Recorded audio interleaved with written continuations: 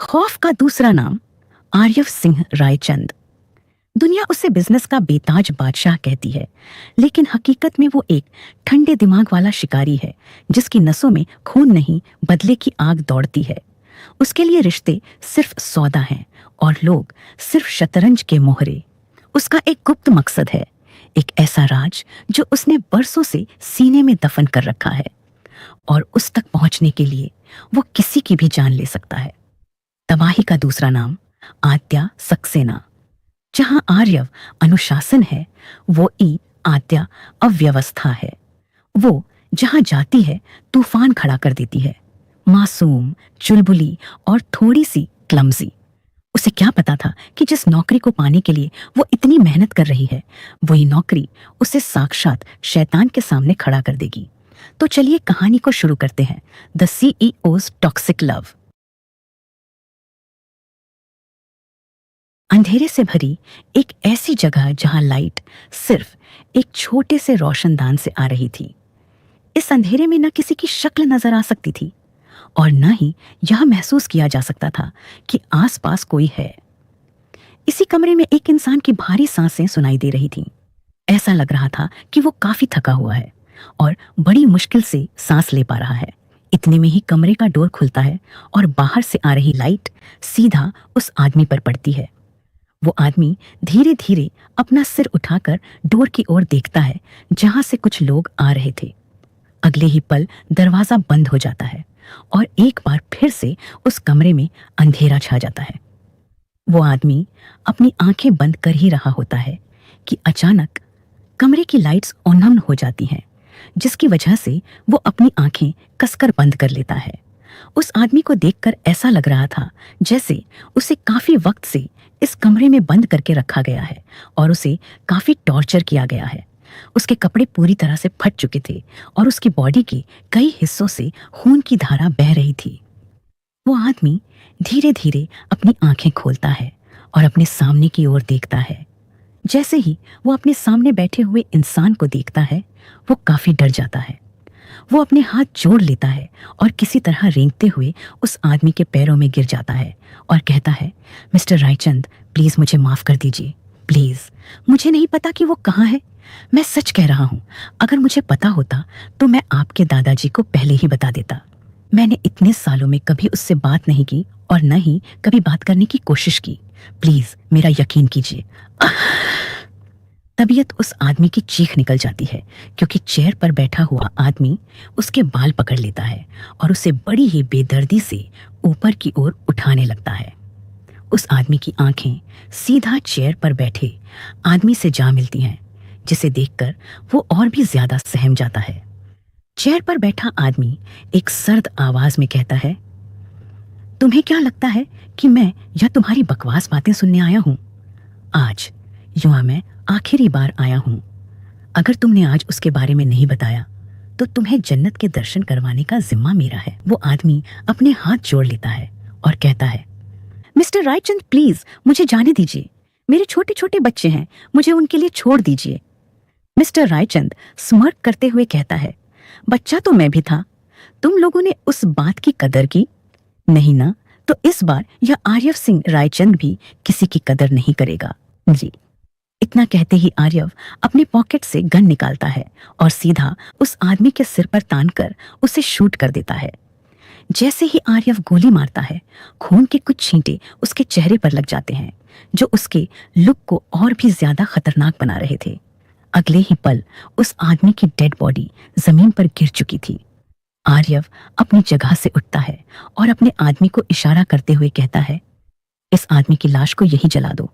और हाँ, किसी को कभी यह पता नहीं चलना चाहिए कि इसके साथ क्या हुआ है। उसके आदमी अपना सिर झुका लेते हैं और आर्यव बड़े ही एटीट्यूड के साथ उस कमरे से बाहर जाने लगता है। मिलिए इनसे, ये हैं आर्यव सिंह रायचंद। 6 फीट हाइट, दिखने में जितना हैंडसम उतना ही कोल्ड हार्टेड, जिसके लिए सब कुछ प्रॉफिट और लॉस के इर्द गिर्द घूमता था। उसे न किसी की फिक्र थी और न ही परवाह। वो बस अपने एक मिशन के पीछे लगा हुआ था, जिसके बारे में किसी को नहीं पता था। कुछ देर के बाद आर्यव की कार एक ऑफिस के बाहर आकर रुकती है। आर्यव अपने उन्हीं कोल्ड एक्सप्रेशंस के साथ अंदर जाने लगता है। तभी एक लड़का भागते हुए उसके पास आता है और साथ चलते हुए कहता है, भाई आपने मुझे बताया क्यों नहीं कि आप यूरोप से वापस आ चुके हैं? दादाजी आपके बारे में पूछ रहे थे। मैंने उनसे कहा कि आप कल शाम तक आ जाएंगे।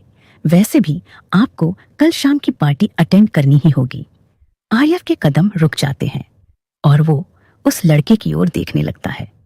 उसकी ऐसी नजर खुद पर पाकर वो लड़का थोड़ा सहम जाता है। आर्यव कहता है, मैंने तुमसे कहा था विरुष, मैं किसी पार्टी में नहीं जाने वाला। मुझे आज यहाँ कुछ काम था इसलिए आना पड़ा, वरना मैं कल भी नहीं आता। उसकी बात सुनकर विरुष उसके हाथों की ओर देखता है जहां अभी भी खून की कुछ बूंदें थीं, जिसे देखकर विरुष कहता है, भाई क्या आपने उसे आर्यव घूरकर उसे देखता है, जिसकी वजह से विरुष चुप हो जाता है। आर्यव कहता है, इन सब बातों पर ध्यान देना छोड़ो और काम पर फोकस करो। इतना कहकर आर्यव अंदर जाने लगता है। विरुष उसे देखते हुए बुदबुदाता है, पता नहीं भाई इतने सालों से क्या ढूंढ रहे हैं। न ही कुछ बताते हैं और न ही अपनी मदद करने देते हैं। पता नहीं इनकी तलाश कब पूरी होगी। विरुष ने अपना सिर अनाम में हिलाया और आर्यव के पीछे जाने लगा। आर्यव उसे इंस्ट्रक्शंस देते हुए कहता है, जितने भी पेंडिंग प्रोजेक्ट्स हैं उन्हें 2 महीने के अंदर फिनिश करो। मुझे नहीं पता यह कैसे होगा, लेकिन तुम्हें करना ही पड़ेगा। और हाँ, अगर किसी ने कहा कि यह काम नहीं हो पाएगा तो उसे उसी वक्त जॉब से निकाल देना। मेरे पास ऐसे लोगों के लिए टाइम नहीं है। इधर उसी ऑफिस के एक फ्लोर पर एक लड़की विरुष के लिए कॉफी बना रही थी। तभी उसके हाथ से कॉफी मग छूट जाता है और जमीन पर गिरते ही उसके टुकड़े टुकड़े हो जाते हैं। यह आवाज सुनते ही वो आखड़े लोग उसकी ओर देखने लगते हैं। वो लड़की एक प्यारी सी स्माइल के साथ कहती है, सॉरी। वो खड़े लोग सिर हिलाकर अपने काम में लग जाते हैं। वो लड़की उस टूटे हुए मग को उठाने लगती है। वो आखड़ी एक कर्मचारी फुसफुसाती है, इसे आए हुए 2 दिन ही हुए हैं और देखो पूरा ऑफिस हिलाकर रख दिया है।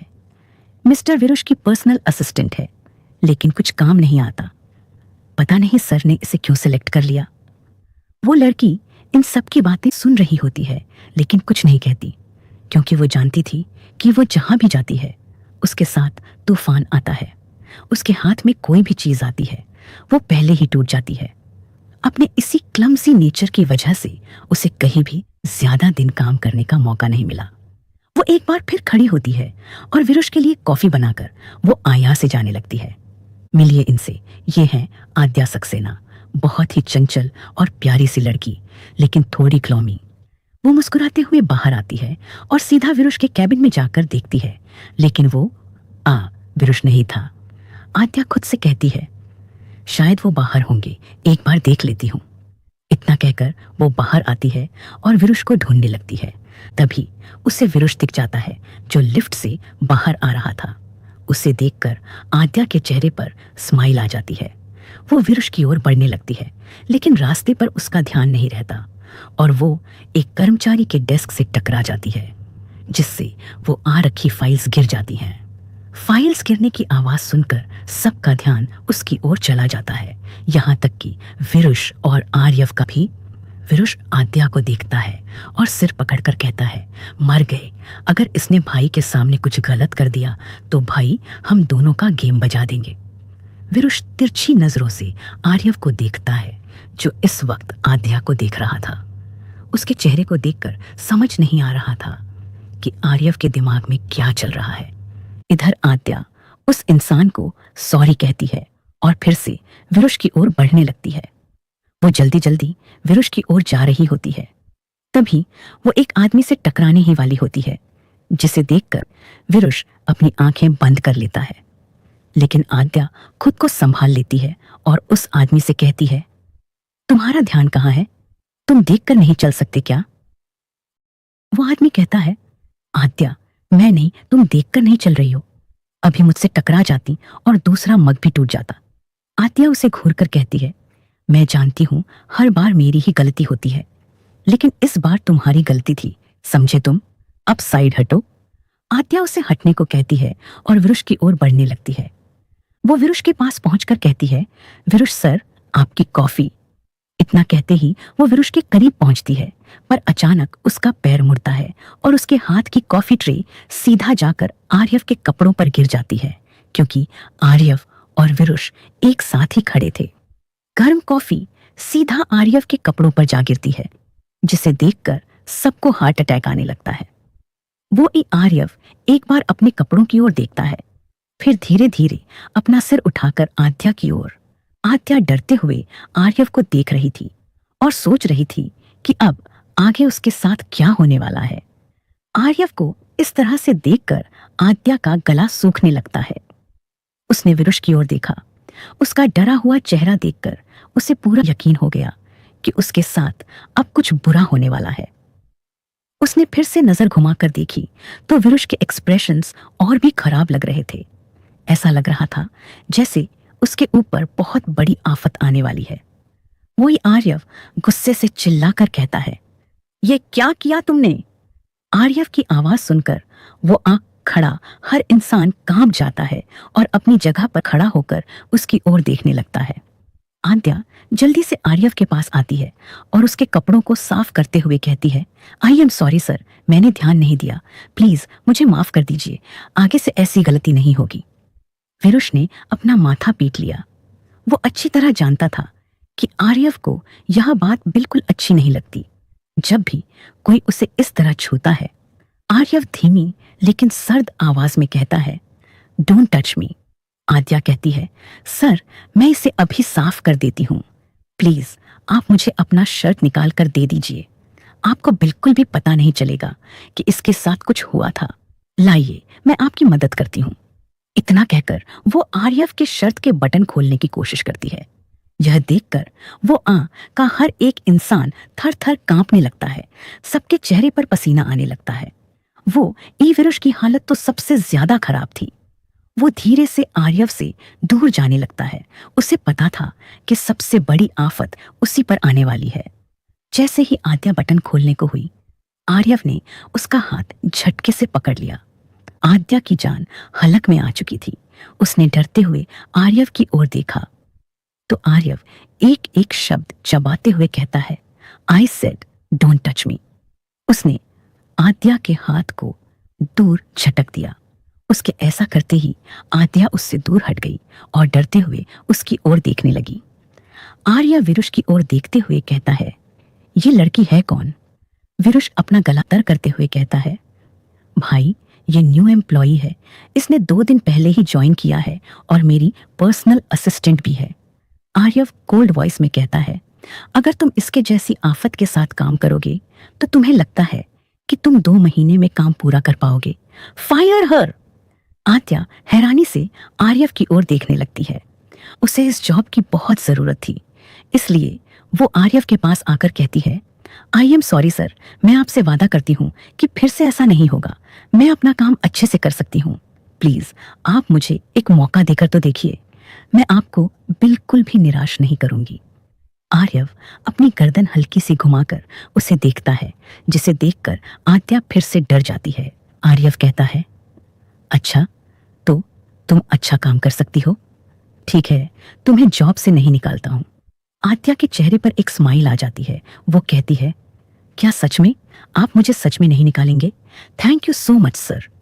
आर्यव एक डेविल स्माइल करता है और फिर गुस्से से कहता है, विरुष, फाइनेंस डिपार्टमेंट से कहकर इस लड़की की 3 महीने की सैलरी कट कर दो और इसे ओवर टाइम पर लगा दो, और हाँ, जब तक मैं न कहूं इसे यहां से मत जाने देना, मेरे लिए कपड़े भिजवाओ। इतना कहकर आर्यव अपने कैबिन की ओर बढ़ जाता है। वही आद्या तो बस हैरान रह जाती है। वो अपनी आंखें बड़ी करते हुए विरुष की ओर देखती है और कहती है, क्या उन्होंने सच में वो कर दिया जो उन्होंने कहा? विरुष कहता है, तुम्हें मैंने कहा था कि भाई के आसपास भी मत आना, फिर भी तुम मेरी बात सुनती ही नहीं हो। अब तो वो ही होगा जो भाई ने कहा है।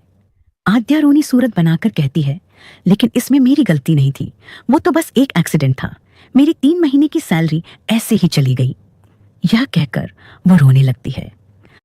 तभी विरुष उसके पास आता है और कहता है, देखो, इस बारे में सोचने से कुछ नहीं होगा, जाकर अपना काम करो, और हाँ, मेरे लिए कॉफ़ी लेकर आना, सुबह से मैंने कॉफ़ी नहीं पी है। इतना कहकर विरुष भी अपने कैबिन की ओर चला जाता है। वो ही आद्या खुद से कहती है, यार मेरे साथ ही क्यों होता है? एक तो बड़ी मुश्किल से जॉब मिली और दूसरे ही दिन मेरी सैलरी मेरा बॉस ही खा गया। क्या उनके पास पैसे की कमी है जो उन्होंने मुझसे मेरा हक ले लिया? इन्हें तो मैं छोड़ूंगी नहीं, लेकिन मैं कर ही क्या सकती हूँ, उसने उदासी भरे स्वर में कहा और सिर हिलाया। तभी एक आदमी कहता है, हम उनका कुछ नहीं कर सकते। आद्या मुड़कर देखती है तो एक लड़का खड़ा था जो उसकी ओर आ रहा था। उसे देखकर आद्या स्माइल करती है और कहती है, क्या यह राक्षस तुम लोगों को ऐसे ही परेशान करता है वैभव?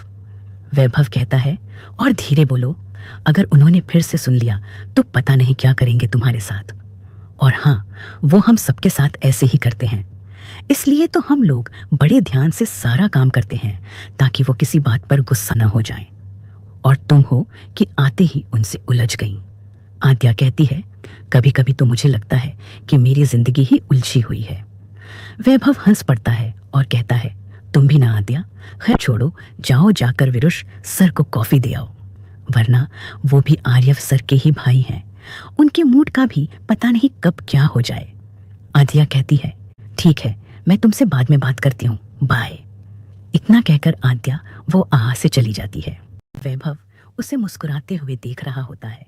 तभी एक लड़का आता है और उसके कंधे पर हाथ रखकर कहता है, क्या बात है भाई, पसंद आ गई क्या? वैभव मुस्कुराकर कहता है, क्या पता, प्यारी तो लगती है, अब देखते हैं आगे क्या होता है। इतना कहकर वे दोनों मुस्कुराने लगते हैं। इधर विरुष आर्यव के लिए कपड़े लेकर जा ही रहा होता है कि तभी वो एक लड़की से टकरा जाता है। उस लड़की का नाम शनाया था। वो विरुष को देखकर बड़े ही एलिगेंट तरीके से कहती है, विरुष, तुम ये कपड़े लेकर कहाँ जा रहे हो? विरुष कहता है, भाई के लिए लेकर जा रहा हूँ, मैं तुमसे बाद में बात करता हूँ, मुझे मीटिंग की तैयारी भी करनी है। उसकी बात सुनकर शनाया कहती है, क्या वो आ गया? लेकिन कब? खैर छोड़ो, ये कपड़े मैं उसे खुद दे आती हूँ, तुम मीटिंग की तैयारी कर लो। विरुष कहता है, ये तो अच्छा रहेगा। इतना कहकर उसने शनाया को कपड़े दे दिए और मीटिंग रूम की ओर चला गया। वही शनाया मुस्कुराते हुए खुद से कहती है, मुझे तो बस बहाना चाहिए आर्यव के करीब रहने का। वैसे भी उसे देखे हुए इतने दिन हो चुके हैं, अब तो मेरा मन कर रहा है कि मैं उड़कर उसके पास चली जाऊं। इतना कहकर वो मुस्कुराते हुए आर्यव के कैबिन की ओर जाने लगती है। आर्यव के कैबिन के बाहर आकर उसने अपने कपड़ों को थोड़ा ठीक किया और अपने बालों को फ्लिप करके दरवाज़ा नॉक किया। अंदर से कम इन की आवाज़ आई, जिसे सुनकर शनाया अंदर जाती है। अंदर जाकर वो देखती है कि आर्यव शर्टलेस खड़ा हुआ है और उसकी बैक दरवाजे की ओर है। उसके ब्रॉड शोल्डर्स देखकर शनाया तो जैसे उसकी फैन ही हो गई। वो आर्यव को काफ़ी समय से जानती थी, लेकिन उसने कभी उसे इस तरह नहीं देखा था। दरवाज़ा खुलने की आवाज़ सुनकर आर्यव पीछे मुड़कर देखता है और शनाया को देखकर कहता है, तुम यहाँ? विरुष कहाँ है? उसकी आवाज़ सुनकर शनाया होश में आती है और आर्यव की ओर जाते हुए कहती है, वो मीटिंग की तैयारी देखने गया है, इसलिए मैं तुम्हारे कपड़े लेकर आ गई। आई होप तुम्हें बुरा न लगा हो। वो आर्यव के पास पहुंच चुकी थी और उसने कपड़ों को उसकी ओर बढ़ा दिया। आर्यव शर्ट लेकर कहता है, जैसे मुझे इस बात से फर्क पड़ता है। उसने शर्ट पहनना शुरू किया और बटन लगाने लगा। जब सिर्फ 3 बटन बचे थे तब शनाया उसके और करीब आई और बटन पर अपना हाथ रख दिया। यह देखकर आर्यव की आंखें छोटी हो गईं और वो शनाया को घूरने लगा। शनाया कहती है, डैड कह रहे थे कि वो कुछ दिन के बाद हम दोनों की बात करने तुम्हारे दादाजी के पास जाने वाले हैं, लेकिन मैंने उन्हें मना कर दिया, यह कहकर कि अभी हमें एक दूसरे को जानना है, हम अभी शादी नहीं कर सकते। वो आखिरी बटन लगाने ही वाली होती है कि आर्यव उसका हाथ पकड़कर उसे रोक देता है और सर्द आवाज में कहता है, और तुमसे किसने कहा कि मैं तुमसे शादी करने वाला हूं?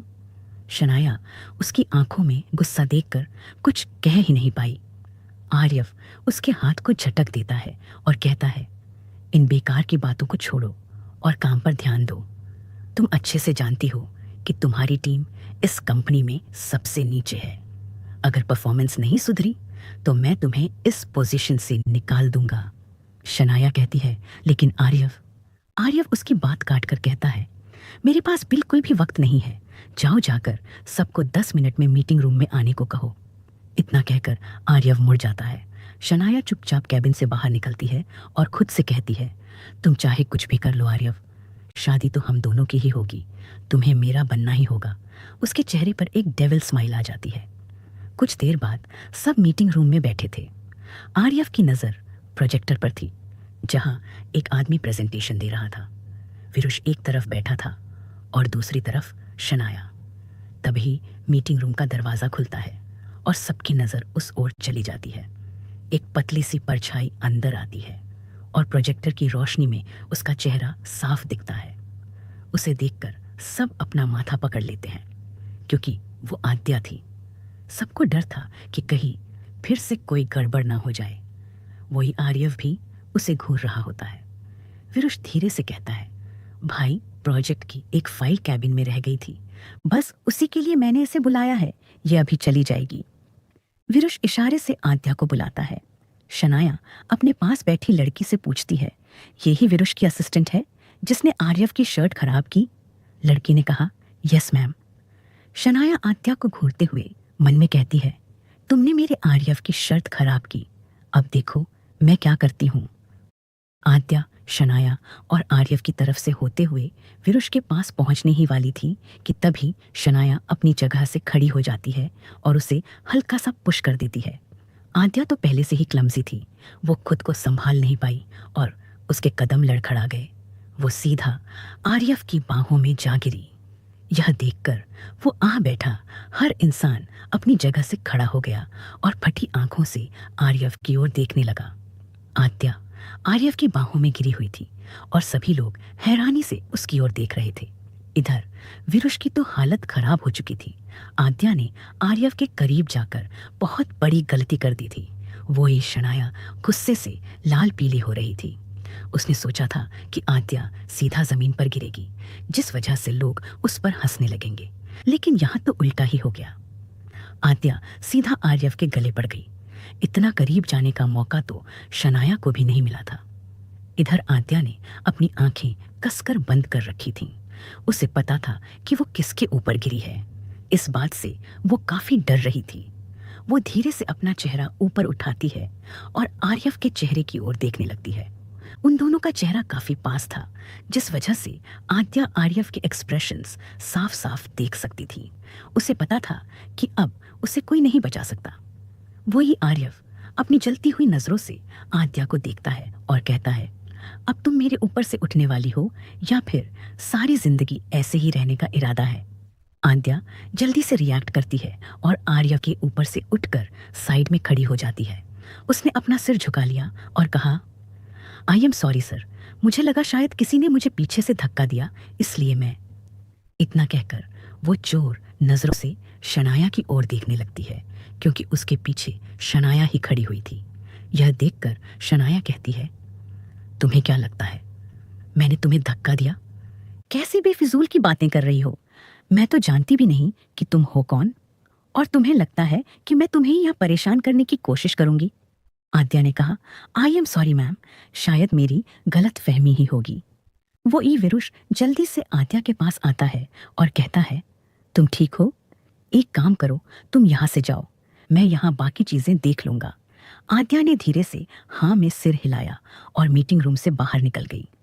इधर आर्यव का दिमाग खराब हो चुका था। वो गुस्से से चिल्लाकर कहता है, विरुष, मैंने तुमसे कितनी बार कहा है, मुझे यह चीजें बिल्कुल पसंद नहीं हैं। जब मीटिंग चल रही हो तो किसी को मत बुलाया करो, लेकिन तुमने खुद ही उसे बुला लिया। क्या तुम्हारा दिमाग काम करना बंद कर चुका है?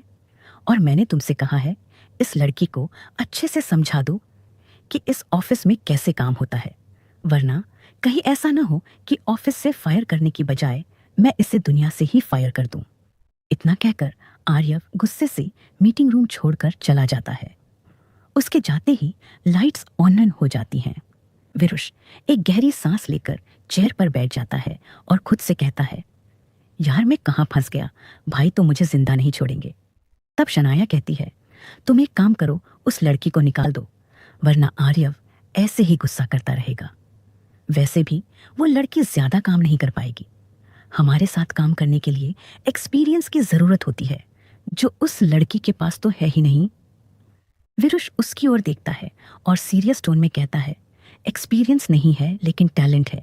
मुझे अच्छे से पता है कि कौन क्या कर सकता है, इसलिए ही मैंने उसे अपने साथ रखा है। बाह्य की है, वरना तुम्हें क्या लगता है कि कोई भी लड़की मेरी असिस्टेंट बन सकती है? इसलिए तुम भी अपने काम पर ध्यान दो। इतना कहकर विरुष भी वो आस से चला जाता है। वे शनाया गुस्से में दांत पीसने के अलावा कुछ नहीं कर पाती। इधर आद्या चुपचाप आकर अपनी जगह पर बैठ जाती है। उसे बहुत बुरा लग रहा था यह सोचकर कि जहां भी वो जाती है तूफान लेकर ही आती है। उसे डर था कि कहीं आर्यव ने उसे जॉब से निकाल दिया तो क्या होगा। तभी एक लड़की आद्या के पास आती है और कहती है, तुम्हें आर्यव सर ने बुलाया है। आद्या की तो जान ही अटक जाती है। वो धीरे से कहती है, क्या अकेले में? कहीं वो मेरी जान तो नहीं लेने वाले?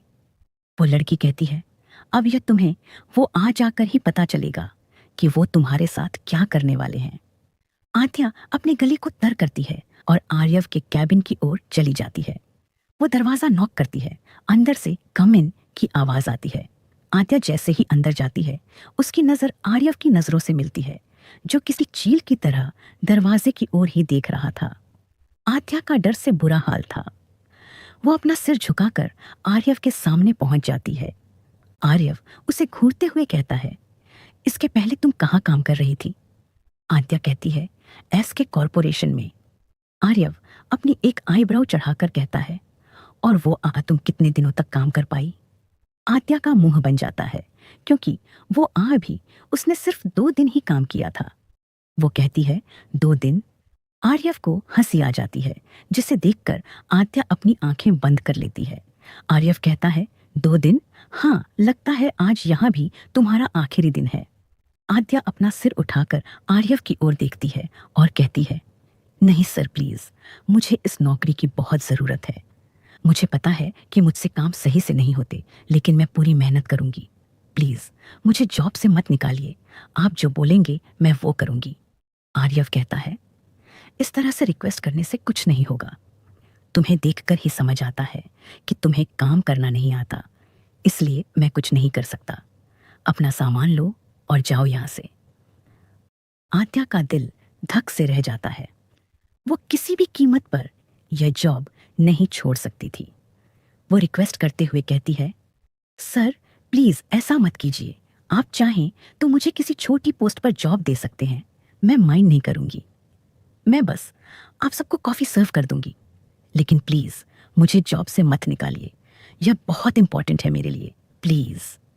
ऐसा कहते हुए आद्या की आंखों में हल्का सा पानी आ जाता है, जिसे देखकर आर्यव अपनी आईज रोल करने लगता है और कहता है, तुम लड़कियों की यही परेशानी है, कुछ कहो ही मत कि रोने लगती हो। आद्या ने अपना सिर झुका लिया। आर्यव कहता है, ठीक है, मैं तुम्हें कुछ वक्त देता हूं। अगर तुमने विरुष के साथ काम करते हुए अपनी परफॉर्मेंस नहीं सुधारी तो मेरे निकालने से पहले ही जॉब छोड़ देना, वरना तुम्हें कहीं जॉब नहीं मिलेगी। आद्या के चेहरे पर स्माइल आ जाती है और वो कहती है, thank you so much sir. मैं आपका ये एहसान जिंदगी भर नहीं भूलूंगी। और हाँ, मैं आपसे वादा करती हूँ कि अब से मुझसे कोई भी गलती नहीं होगी।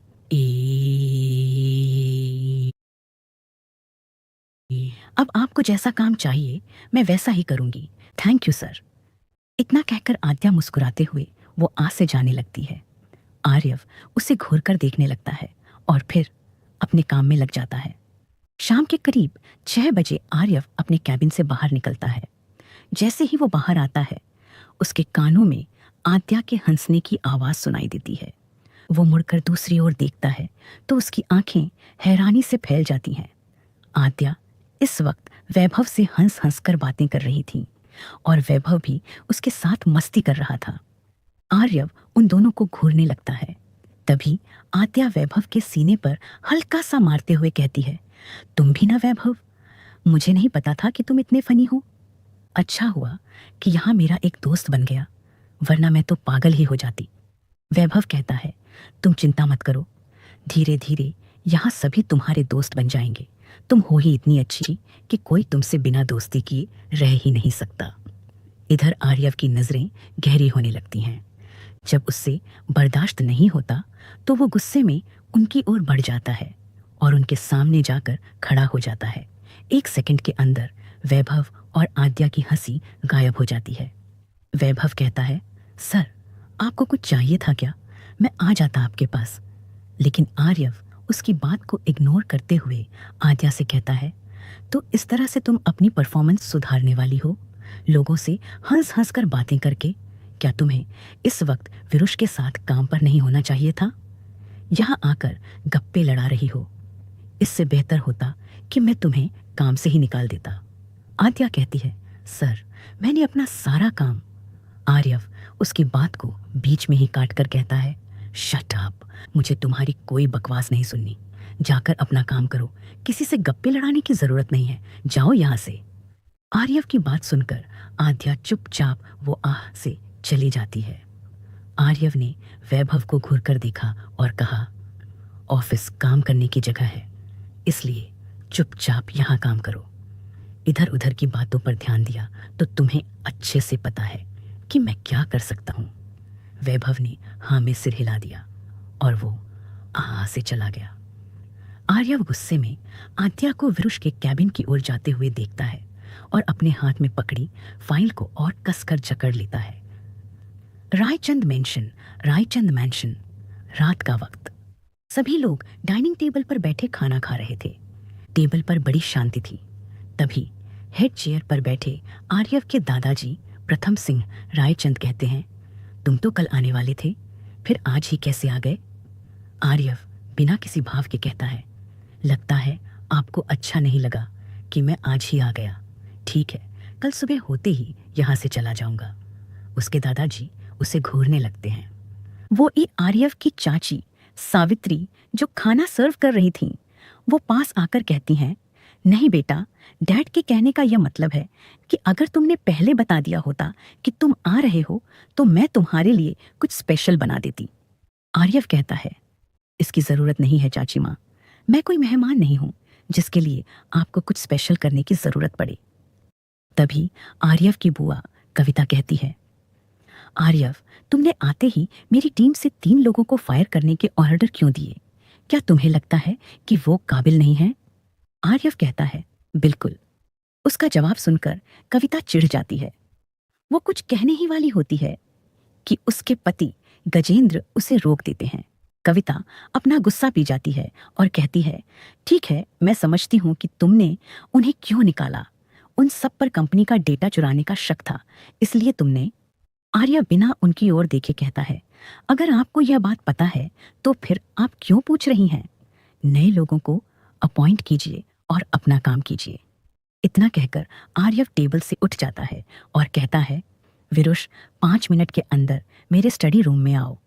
विरुष हाँ में सिर हिलाता है और आर्यव के पीछे चल देता है। इधर कविता दादाजी से कहती है, देखो डैड, आपने, यह मेरा भतीजा है, इसे मुझे सिखाना चाहिए कि क्या करना है, पर यह मुझे ही सिखा रहा है। प्रथम जी कहते हैं, वो तुमसे छोटा है, इसका यह मतलब नहीं कि उसे तुमसे कम आता होगा। फिलहाल तो आर्यव से आगे इस फील्ड में कोई नहीं है। कविता यह सुनकर दांत पीसने लगती है। रात के करीब 9 बजे आद्या का अपार्टमेंट। आद्या अपने कमरे की बालकनी पर बैठी अपनी दोस्त वर्षा से बात कर रही थी। बात से ज्यादा वो आर्यव की शिकायत कर रही थी। आद्या कहती है, तुझे पता है वर्षा, लोग उसके बारे में सही कहते हैं, वो सच में राक्षस ही है। आते ही उसने मुझे जॉब से निकालने की धमकी दे डाली और फिर कहा कि वो मेरी 3 महीने की सैलरी ही खा जाएगा। मैं बिना सैलरी के कैसे रहूंगी? और तो और वो किसी को ऑफिस में बात भी नहीं करने देता। यूं ही आकर मुझे और वैभव को डांट दिया। मुझे तो डर लगने लगा है उससे, पता नहीं उसके साथ मैं कैसे काम कर पाऊंगी। सामने से उसकी दोस्त वर्षा कहती है, रिलैक्स हो जा मेरी माँ, रिलैक्स। तुझे कौन सा उसके साथ काम करना है? तुझे तो बस विरुष के साथ काम करना है। और हाँ, ऑफिस में भूलकर भी उसे राक्षस मत कह देना, वरना वो सच में तेरी जान ले लेगा। आद्या कहती है, तुझे क्या लगता है मैं इतना ज़्यादा बोलती हूँ? वर्षा कहती है, बिल्कुल, तू बहुत ज़्यादा बोलती है, इसीलिए तो हर बार फंस जाती है। थोड़ा संभल कर रहना, ठीक है? आद्या कहती है, ठीक है, लेकिन तू एक बार विरुष सर से बात कर लेना और उनसे कहना कि मुझे उनके साथ काम करने का मौका ही ना दे, वरना मेरी वॉट लग जाएगी। प्लीज़ उन्हें मना लेना, वैसे भी वो तेरी बात मान ही जाते हैं। वर्षा कहती है, ठीक है, मैं बात करके देखूंगी, लेकिन वो नहीं माने तो मेरी गलती नहीं होगी। आद्या कहती है, ऐसे कैसे नहीं मानेंगे तेरी बात? ज़रूर मानेंगे, तू एक बार ट्राई तो कर। वैसे मुझे लगता है कि वो तुझे पसंद करते हैं, तू उन्हें भाव क्यों नहीं देती? वर्षा कहती है, ऐसा कुछ नहीं है, हम बस अच्छे दोस्त हैं। इस तरह की फालतू चीज़ों पर कम ध्यान दे, वरना विरुष भी तुझे नहीं बचा पाएगा। ठीक है, मैं रखती हूँ, तेरी अर्जी भी तो देनी है विरुष को। आद्या कहती है, ठीक है, बाय, अपना ध्यान रखना। फोन काटने के बाद आद्या खुद से कहती है, पता नहीं ये राक्षस अपने घर वालों के साथ कैसे पेश आता होगा। विरुष सर तो उनके चाचा के बेटे हैं, फिर भी उनसे कितना डरते हैं। मुझे तो लगता है कि घर का हर एक सदस्य उनसे डरता होगा। सुबह का वक्त, रायचंद मैंशन। ब्रेकफास्ट टेबल पर आर्यव के अलावा सभी लोग बैठे थे। तभी स्वयं, जो आर्यव की बुआ का बेटा था, कहता है, आखिर भाई कब तक नीचे आएंगे? मुझे उनसे कुछ ज़रूरी बात करनी है। क्या आजकल उन्हें कुछ ज़्यादा ही काम करना पड़ रहा है? गिरीश, जो आर्यव के चाचा थे, कहते हैं, हाँ, उससे आजकल कुछ ज़्यादा ही काम है। उसने सबको ऑर्डर दिया है कि 2 महीने में सारे प्रोजेक्ट्स पूरे करने हैं, इसलिए वो कुछ ज़्यादा ही बिजी है। यह सुनकर स्वयं का मुंह लटक जाता है। तभी आर्यव के दादा प्रथम जी कहते हैं, हम सबको पता है कि तुम्हें उससे क्या ज़रूरी बात करनी है।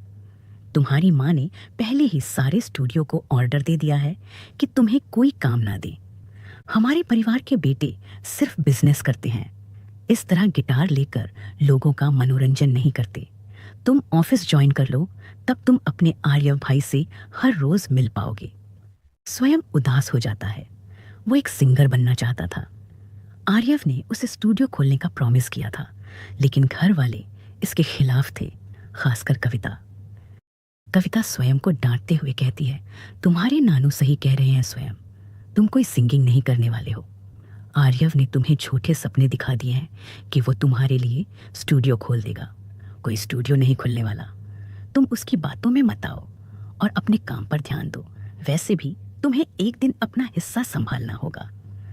जब प्रथम जी हिस्से की बात सुनते हैं तो वो तीखी नजरों से कविता की ओर देखते हैं और कहते हैं, किस हिस्से की बात कर रही हो तुम कविता? कविता कहती है, डैड, वो ईसाइया हिस्सा जो आप मुझे देंगे और फिर जो स्वयं का होगा।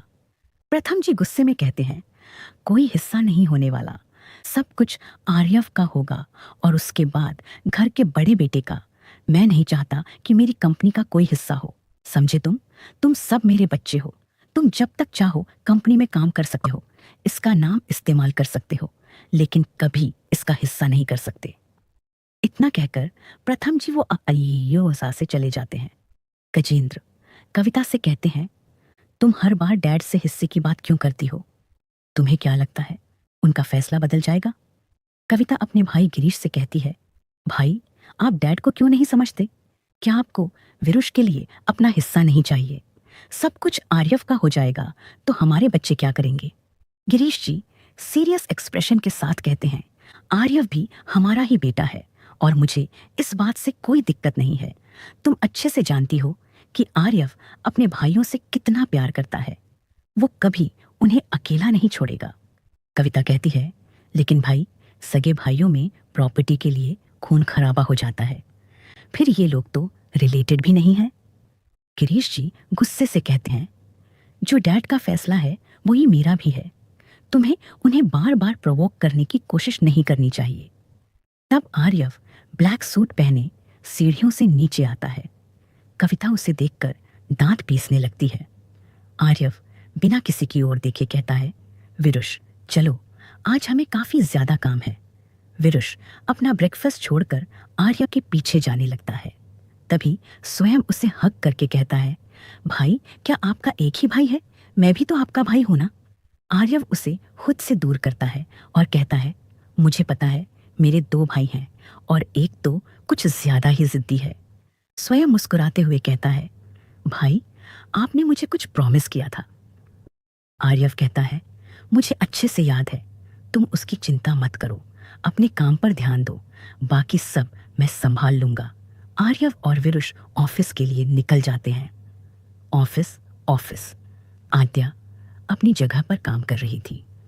आर्यव और विरुष फ्लोर पर आते हैं तो सब उन्हें विश करते हैं। आद्या भी उन्हें गुड मॉर्निंग विश करती है। आर्यव उसे अपनी तीखी नजरों से देखता है, जिसे देखकर आद्या डरकर अपना सिर झुका लेती है। आद्या अपनी चेयर पर बैठकर गहरी सांस लेती है और कहती है, मुझे तो ऐसा लगता है कि सर के इस तरह देखने से मैं एक दिन मर ही जाऊंगी। पास बैठी लड़की कहती है, वैसे सर कभी किसी की ओर नहीं देखते, यह पहली बार है जब मैंने उन्हें किसी की तरफ देखते देखा है। आद्या कहती है, क्या सच में? अगर ऐसा है तो वो मेरी तरफ क्यों देख रहे थे? मुझे तो डर लग रहा है कि कहीं सर मुझे जान से ही न मार दें। शनाया कुछ दूरी पर खड़ी यह सब सुन रही थी। वो दांत पीसते हुए कहती है, तुम जैसी मिडिल क्लास लड़कियां सिर्फ यही कर सकती हैं, लेकिन आर्यव पर तुम्हारा कोई जादू नहीं चलने वाला, वो सिर्फ मेरा है। शनाया आर्यव के कैबिन में जाकर बैठ जाती है। आर्यव कहता है, तुम्हें देखकर लग रहा है कि तुम बस मेरा वक्त बर्बाद करने आई हो। ऐसा क्यों नहीं करती कि तुम छुट्टी ही ले लो?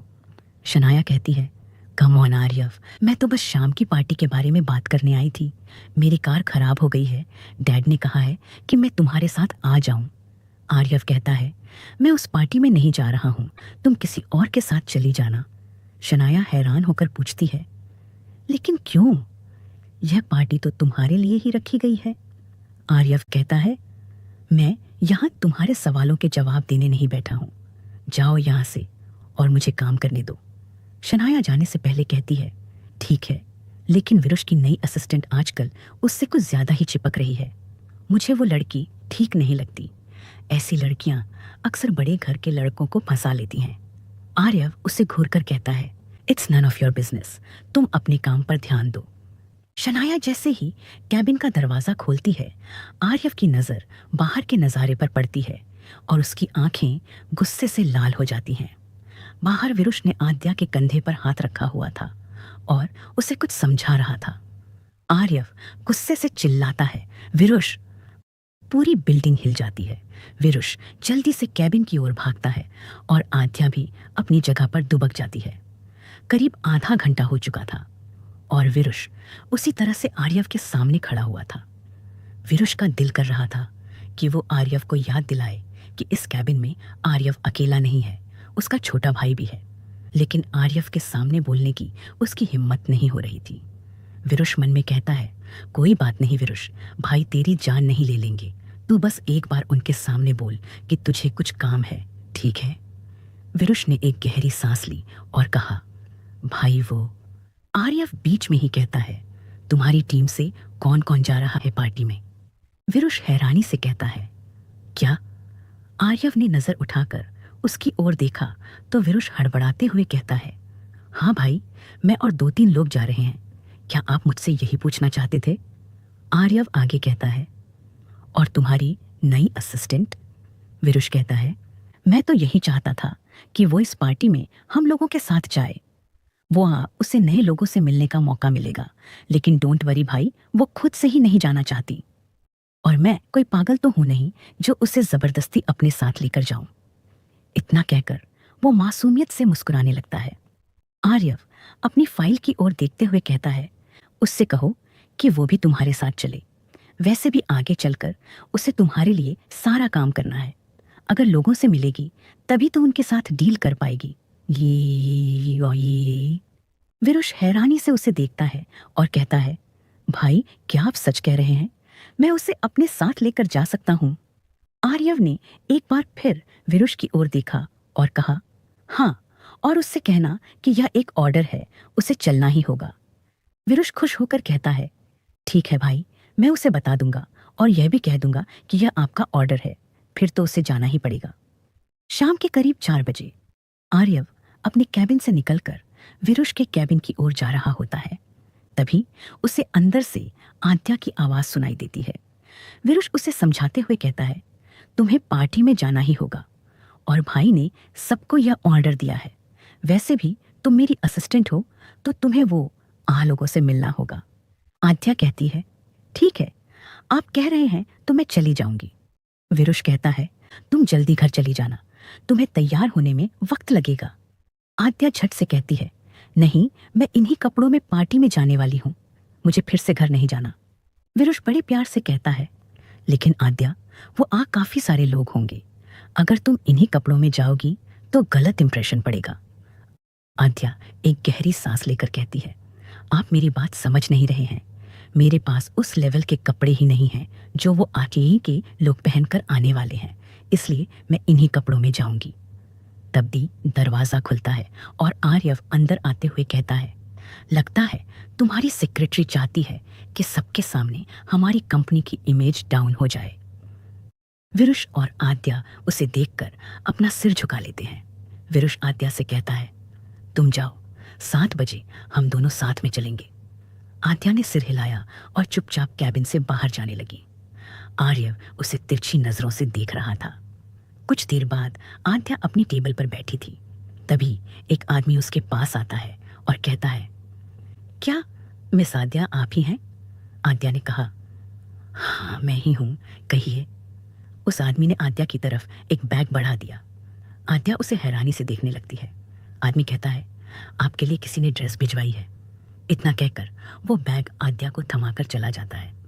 आद्या उसे रोकते हुए कहती है, अरे सुनो तो, आखिर यह किसने भिजवाई है? हेलो। लेकिन वो आदमी जा चुका था। आद्या खुद से कहती है, बड़ा अजीब आदमी था।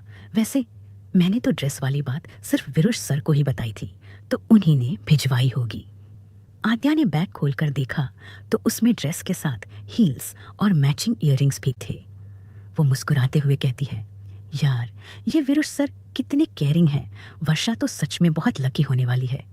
शाम के 7 बजे विरुष अपनी कैबिन से निकलता है और आद्या के पास आता है। वो अपनी घड़ी बांधते हुए कहता है, आद्या क्या तुम रेडी हो? आद्या खड़ी होती है और कहती है, हाँ मैं रेडी हूँ। विरुष उसे देखकर हैरानी से कहता है, वाओ तुम कितनी सुंदर लग रही हो। आद्या ने वाइन कलर की नी लेंथ बॉडी फिटेड ड्रेस पहनी थी। वो अपने बालों को कान के पीछे करती है और कहती है, थैंक यू सर। विरुष कहता है, तुमने तो कहा था कि तुम्हारे पास अच्छी ड्रेस नहीं है, फिर यह तुम्हें किसने दी? आद्या हैरानी से कहती है, क्या क्या आपने यह ड्रेस नहीं भिजवाई थी? विरुष कहता है, नहीं, खैर वो बात छोड़ो, अब हमें चलना चाहिए। भाई पहले ही वो पहुंच चुके हैं, अगर हम लेट हुए तो वो हमें वही मुर्गा बना देंगे। आद्या के दिमाग में अभी भी यही चल रहा था कि आखिर यह ड्रेस किसने भिजवाई। The party. आर्यव पहले ही पार्टी में पहुंच चुका था। उसके साथ शनाया भी थी, जो उससे चिपकने की पूरी कोशिश कर रही थी ताकि लोगों को लगे कि वे कपल हैं। तभी एक लड़का आर्यव के पास आता है और कहता है, कैसे हो मेरे दोस्त, तुम्हें देखे काफी वक्त हो गया है। आर्यव उसे देखकर कहता है, दमन कश्यप। दमन मुस्कुराते हुए कहता है, अच्छा तुम्हें मेरा नाम याद है, मुझे लगा था कि कहीं तुम मुझे भूल तो नहीं गए। आर्यव उसे घूरकर कहता है, क्या तुम चाहते हो कि मैं यहां भी तुम्हारी बेइज्जती करूं? दमन कहता है, तुम मेरी क्या बेइज्जती करोगे? बेइज्जती तो खुद मेरी हो रही है, जो मैं इस बेजान पार्टी में आ गया। मुझे लगा था आर्यव सिंह रायचंद की पार्टी है तो कुछ खास होगा। शनाया बीच में आकर कहती है, तुम दोनों भी न कहीं भी शुरू हो जाते हो। दमन तुम बस वेट करो और देखो आगे क्या होता है। दमन कहता है, अब तुम कह रही हो तो मानना पड़ेगा, वैसे तुम दोनों हमेशा साथ रहते हो, कहीं शादी तो नहीं करने वाले? आर्यव तुरंत कहता है, ऐसा कुछ भी नहीं है, हम बस अच्छे दोस्त हैं, उसके अलावा हमारे बीच कुछ नहीं है और न ही कभी होगा। इतना कहकर आर्यव वो आंजे से चला जाता है। दमन शनाया से कहता है, मुझे तो लगता है कि तुम्हें वो पसंद है, लेकिन उसका कुछ कहा नहीं जा सकता। शनाया गुस्से में कहती है, आर्यव भी मुझे पसंद करता है, बस लोगों के सामने मानना नहीं चाहता। तब फिर विरुष और आद्या हाथों में हाथ लिए पार्टी में एंटर करते हैं। जैसे ही दमन आद्या को देखता है, वो कहता है, वाह यह लड़की कौन है? क्या विरुष की गर्लफ्रेंड है? शनाया चिढ़कर कहती है, उस लड़की की इतनी औकात नहीं है कि वो रायचंद फैमिली के बेटे को डेट कर सके। वो बस विरुष की असिस्टेंट है। दमन मुस्कुराते हुए उसे ऊपर से नीचे तक देखता है और कहता है, वैसे काफ़ी प्यारी है। अगर विरुष उसे डेट नहीं कर रहा है तो मैं बड़े आराम से उसे डेट कर सकता हूँ। इतना कहकर वो आद्या को ऊपर से नीचे तक देखने लगता है। विरुष आद्या को अपने साथ बार काउंटर पर लेकर जाता है और वो कुछ लोगों से मिलवाने लगता है। वो ये दमन मौका देखकर उनकी ओर जाता है और विरुष से कहता है, हेलो विरुष, काफ़ी दिनों के बाद तुमसे मुलाकात हुई। विरुष दमन की ओर देखकर मुस्कुरा देता है और कहता है, तुम्हें यहाँ देखकर सच में अच्छा लगा। मुझे लगा था कि तुम यहाँ आओगे ही नहीं, क्योंकि भाई से तुम्हारी बनती ही नहीं है। दमन मुस्कुराते हुए कहता है, तुम्हारे भाई से नहीं बनती तो क्या हुआ, तुमसे तो बनती है। और फिर यहाँ शनाया भी तो है, मैं तुम दोनों से ही मिलने आ गया। वैसे मैंने सुना है तुम लोगों को प्रोजेक्ट पूरा करने की काफ़ी जल्दी है। क्या कुछ नए प्रोजेक्ट्स आ रहे हैं? विरुष कहता है, प्रोजेक्ट्स आ रहे हैं, लेकिन मैं तुम्हें कुछ बता नहीं सकता। तुम हमारे सबसे बड़े कॉम्पिटिटर जो हो। दमन मुस्कुरा देता है और फिर आद्या की ओर देखने लगता है। विरुष कहता है, यह आद्या है, मेरी असिस्टेंट, और आद्या ये दमन है, हमारे सबसे बड़े कॉम्पिटिटर और साथ में दोस्त भी। दमन अपना हाथ आद्या की ओर बढ़ा देता है। आद्या हाथ मिलाकर कहती है, नाइस टू मीट यू दमन। दमन उसका हाथ पकड़ लेता है और बड़े प्यार से कहता है, मुझे भी तुमसे मिलकर बहुत अच्छा लगा आद्या। वैसे मुझे सच सच बताओ, इन दोनों भाइयों के साथ काम करना थोड़ा मुश्किल है ना? मुझे अच्छे से पता है ये दोनों तुम्हें बहुत परेशान करते होंगे। आद्या को हंसी आ जाती है और वो कहती है, थोड़ी सी तो है, लेकिन मैं एडजस्ट कर लूंगी। तब मैं दमन डांस फ्लोर की ओर देखते हुए कहता है, वैसे यहाँ सभी लोग डांस कर रहे हैं और मैं भी एक पार्टनर ही ढूंढ रहा था। क्या तुम मेरे साथ डांस करोगी? आद्या विरुष की ओर देखती है तो विरुष उसे जाने का इशारा करता है। आद्या दमन के साथ डांस करने के लिए तैयार हो जाती है और कहती है, ठीक है मिस्टर दमन, चलते हैं। आद्या दमन का हाथ पकड़े डांस फ्लोर पर आ जाती है। दमन आद्या का एक हाथ अपने हाथ में लेता है और अपना दूसरा हाथ उसकी कमर पर रखता है। जैसे ही आद्या उसका टच महसूस करती है, उसे थोड़ा अजीब सा महसूस होने लगता है, लेकिन दमन उसके चेहरे के भावों को इग्नोर करता है। वो विरुष दूर से ही उन दोनों को देख रहा होता है। उसके ऊपर आद्या की जिम्मेदारी थी। तभी शनाया उसके पास आती है और कहती है, ऐसे क्या देख रहे हो विरुष? क्या तुम्हें अच्छा नहीं लग रहा कि तुम्हारी असिस्टेंट किसी के साथ डांस कर रही है? विरुष कहता है, सच कहूं तो नहीं, क्योंकि तुम दमन को अच्छे से जानती हो। मुझे पूरा यकीन है कि आद्या को उसके साथ अच्छा नहीं लग रहा होगा। शनाया हंसकर कहती है, तुम्हें क्या लगता है विरुष, अगर उसे अच्छा नहीं लग रहा होता तो क्या वो अब तक डांस कर रही होती? उसकी शक्ल देखकर ही लग रहा है कि उसे दमन के साथ अच्छा लग रहा है। दमन को लड़कियों का दिल जीतना अच्छे से आता है। विरुष कहता है, ऐसा कुछ भी नहीं है, वो इस तरह की लड़की नहीं है। अगर दमन ने उसके साथ कुछ गलत करने की कोशिश की तो मैं यहीं पर उसका मुंह तोड़ दूंगा। शनाया मन में सोचती है, क्या बात है, कितनी फिक्र हो रही है अपनी असिस्टेंट की। अगर मैंने आर्यव को इस बारे में बताया तो वो झट से उस लड़की को ऑफिस से निकाल देगा। आद्या को अब दमन के साथ बिल्कुल भी अच्छा नहीं लग रहा था। इतने में ही दमन अपना हाथ आद्या की कमर से नीचे ले जाने लगता है।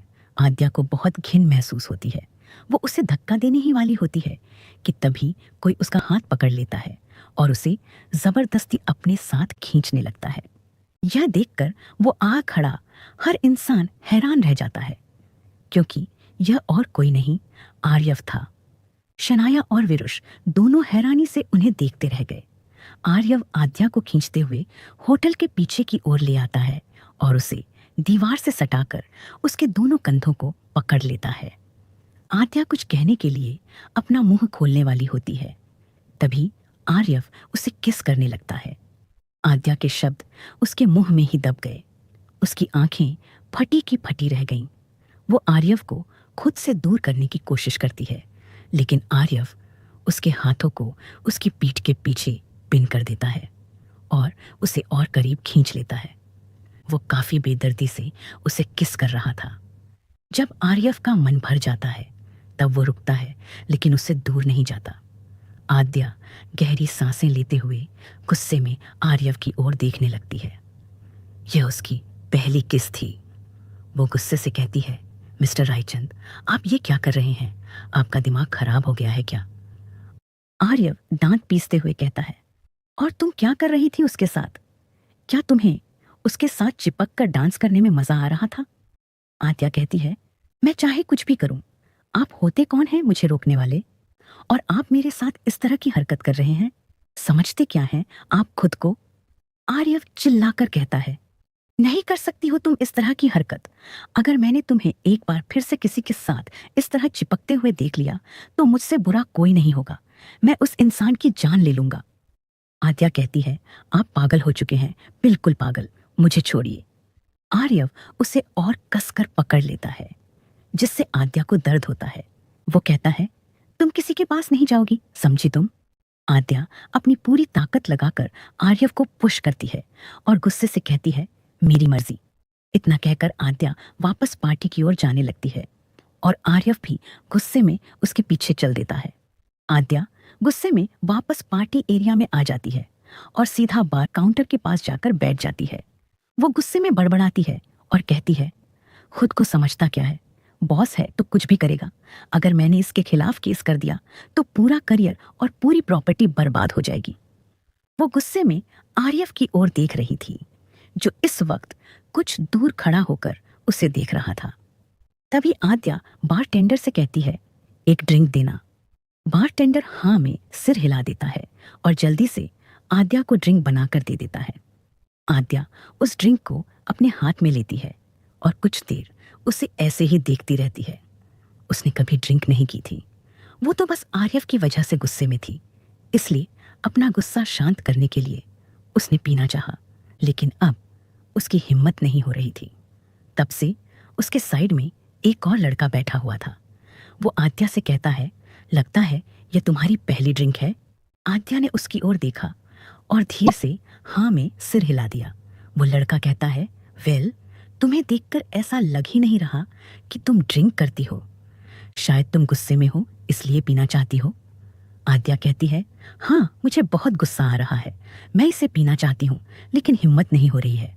ऐसा लग रहा है अगर मॉम को इस बारे में पता चला तो मेरा क्या होगा। उस लड़के की हंसी निकल जाती है और वो कहता है, देखो, इस वक्त तो तुम्हारी मॉम यहाँ ही नहीं, और एक ड्रिंक करने से तुम्हें तो नशा होने वाला नहीं है, इसलिए ज्यादा मत सोचो और पी जाओ। सच कहता हूँ, गुस्से में ड्रिंक करने में और भी मजा आता है। आद्या कहती है, पक्का ना, मुझे नशा नहीं होगा? उस लड़के ने ना में सिर हिलाया और कहा, बिल्कुल भी नहीं। आद्या बच्चों जैसा मुंह बनाकर कहती है, लेकिन फिर भी मुझ में इतनी हिम्मत नहीं है कि मैं ड्रिंक कर सकूं। शायद मुझे नहीं पीना चाहिए। वो लड़का कहता है, शायद तुम्हें किसी बात पर गुस्सा आ रहा था। एक काम करो, उस बात को याद करो जिसकी वजह से तुम यहाँ आई थी। उसकी बात सुनकर आद्या ने अपनी आंखें बंद की और उस पल को याद करने लगी जब आर्यव उसे किस कर रहा था। तभी वो लड़का कहता है, अब उस इंसान को याद करो जिसकी वजह से तुम्हें गुस्सा आ रहा था। बस उसकी शक्ल याद करते ही तुम इसे पी जाओ। उसके इतना कहते ही आद्या आर्यव की शक्ल याद करती है। उसे सच में बहुत गुस्सा आ रहा था। उसने कसकर ग्लास को पकड़ा और एक बार में ही पूरी ड्रिंक पी गई।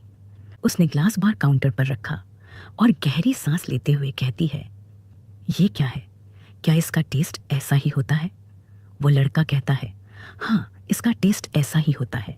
वैसे क्या आप मुझे बता सकती हैं कि आप किससे और क्यों गुस्सा हैं? आद्या एक बार फिर आर्यव की ओर देखती है और फिर उस लड़के की ओर देखते हुए कहती है, आप तो जानते ही होंगे कि हमारे बॉस कितने बड़े शैतान हैं। बस उन्हीं की वजह से गुस्सा हूं। अब बॉस हैं तो क्या अपनी मनमानी करते रहेंगे? मेरा तो मन कर रहा था कि उनका वो मुंह तोड़ दूं। लेकिन मैं कुछ नहीं कर सकती, वरना मेरी जॉब चली जाएगी। उस लड़के को हंसी आ जाती है और वो कहता है, अच्छा, तो आप आर्यव सर की बात कर रही हैं। आद्या कहती है, और नहीं तो क्या, उनके अलावा कोई ऐसा नहीं है जो अच्छे से बात ना करता हो। वो तो ऐसे देखते हैं जैसे इसी वक्त खा जाएंगे। लेकिन आप यह बात किसी को मत बताना, वरना वो मेरी जॉब खा जाएंगे। वैसे भी 3 महीने की सैलरी तो पहले ही खा चुके हैं। एक नंबर के बदतमीज और गुंडे जैसे इंसान हैं। वो लड़का कहता है, आप मुझ पर ट्रस्ट कर सकती हैं, मैं भाई को कुछ भी नहीं बताऊंगा। आद्या कहती है, ये हुई ना बात। एक सेकंड, क्या कहा आपने? भाई? आर्यव सर आपके भाई हैं? आद्या हैरानी से उस लड़के की ओर देखती है। वो लड़का अपनी पलकें झपका देता है और कहता है, जी हाँ, मैं आपके सर की बुआ जी का बेटा हूँ और मैं उनका छोटा भाई स्वयं हूँ। आपसे मिलकर अच्छा लगा। इतना कहकर स्वयं अपना हाथ आद्या की ओर बढ़ा देता है। आद्या अभी भी हैरानी से स्वयं को देख रही होती है और फिर उससे हाथ मिलाकर कहती है, आप पक्का उन्हें कुछ नहीं बताने वाले जो भी मैंने कहा? पक्का ना? आप उनसे यह तो नहीं कहेंगे कि मैंने उन्हें शैतान कहा? स्वयं ने ना में सिर हिला दिया। आद्या आगे कहती है, आप उन्हें यह तो नहीं कहेंगे कि मैंने उन्हें बदतमीज कहा? स्वयं ने फिर से ना में सिर हिला दिया और कहा, अरे आप तो ऐसे ही घबरा रही हैं, मैं उन्हें कुछ भी नहीं बताने वाला, आप बिल्कुल भी चिंता मत कीजिए।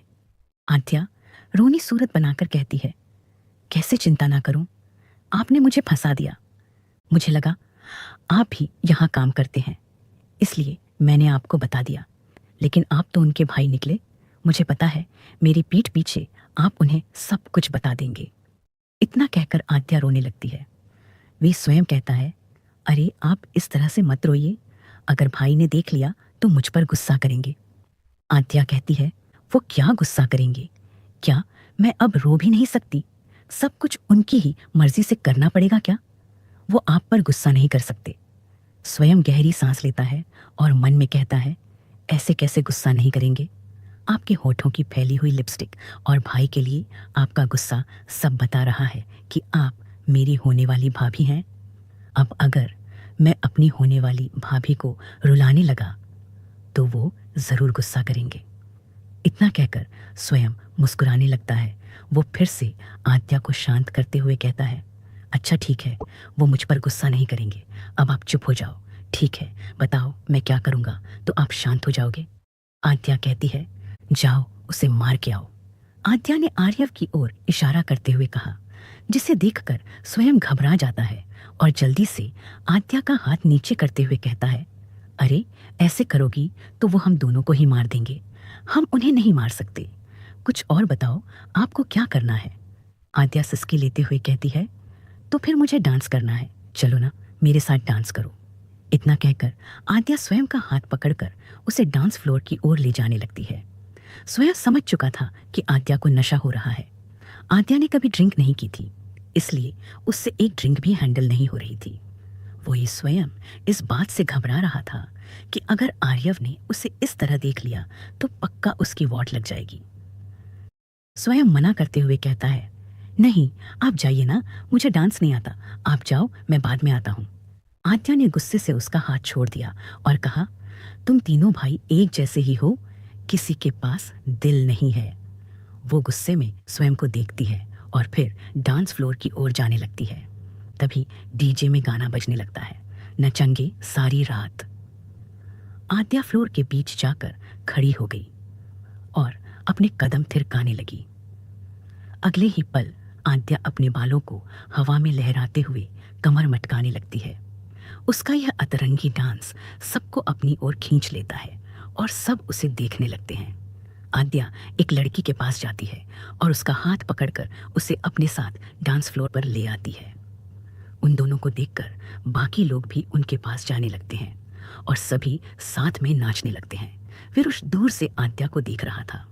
उसे अंदाजा हो चुका था कि आद्या नशे में है। तभी वो देखता है कि दमन आद्या की ओर जा रहा है।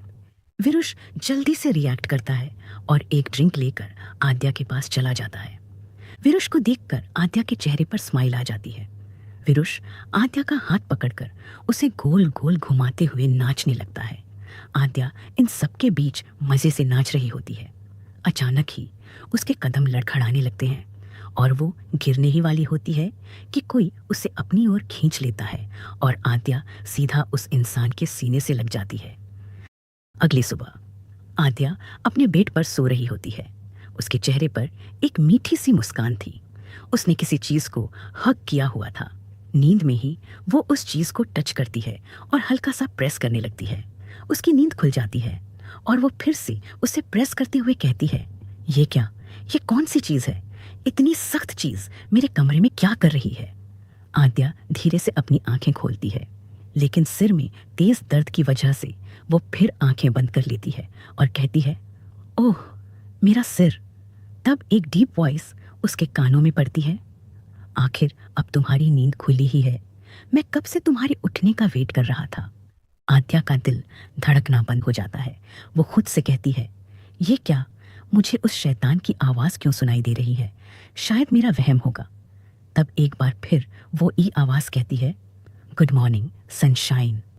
आद्या को अब यकीन हो चुका था कि आर्यव वो ई है। उसे एहसास होता है कि वो किसी के सीने से लगकर सो रही है। वो आंखें खोलकर सिर ऊपर उठाती है तो उसकी आंखें हैरानी से फैल जाती हैं, क्योंकि उसके साथ आर्यव लेटा हुआ था। आर्यव उसे देखते हुए कहता है, लगता है अब तुम पूरी तरह से जाग चुकी हो, इसीलिए मुझे इस तरह देख रही हो। अब क्या तुम प्लीज मेरे सीने से हाथ हटा सकती हो? मुझे यहाँ से जल्दी जाना है। आद्या देखती है कि उसका हाथ आर्यव के सीने पर रखा हुआ था, जिसे वो इतने वक्त से प्रेस कर रही थी। उसने झट से हाथ हटाया और बैठकर कहती है, आर्यव सर, आप यहाँ क्या कर रहे हैं? आपको शर्म नहीं आती किसी लड़की के कमरे में ऐसे आते हुए? आर्यव भी बेड पर बैठ जाता है और एक आईब्राव चढ़ाकर कहता है, तुम्हारा कमरा? क्लब का प्रेसिडेंशियल रूम कब से तुम्हारा कमरा हो गया? आद्या चारों ओर नजर दौड़ती है और खुद से कहती है, तो क्या मैं रात भर यही थी? आर्यव कहता है, हाँ तुम यही थी।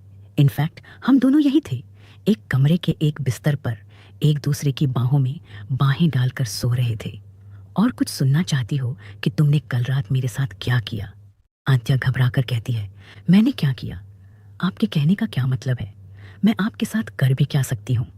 एक तो आप इतने लंबे चौड़े आदमी, ऊपर से आपकी बॉडी इतनी अच्छी है। मुझे पक्का यकीन है आप ही मुझे यहाँ ज़बरदस्ती लेकर आए होंगे ताकि बाद में ब्लैकमेल कर सकें। आर्यव कहता है, याद भी कैसे होगा, इतनी पी जो रखी थी तुमने। और हाँ, ये बात सही है कि तुम्हें मैं यहाँ लेकर आया था, लेकिन यहाँ आने के बाद तुमने मेरे साथ क्या क्या किया? अगर मैंने इसके बारे में बताया तो मैं खुद ही बदनाम हो जाऊंगा। आद्या हैरानी से कहती है, मैंने क्या किया? मुझे अच्छे से पता है, मैंने कुछ नहीं किया। आर्यव के चेहरे पर एक डेविल स्माइल आ जाती है और वो कहता है, अच्छा तो तुम्हें कुछ भी याद नहीं? चलो कोई बात नहीं, मैं तुम्हारी बात मान लेता हूँ कि तुम्हें कल रात का कुछ भी याद नहीं है, लेकिन कुछ देर पहले तुम मेरे सीने के साथ क्या कर रही थी वो तो याद होगा ना?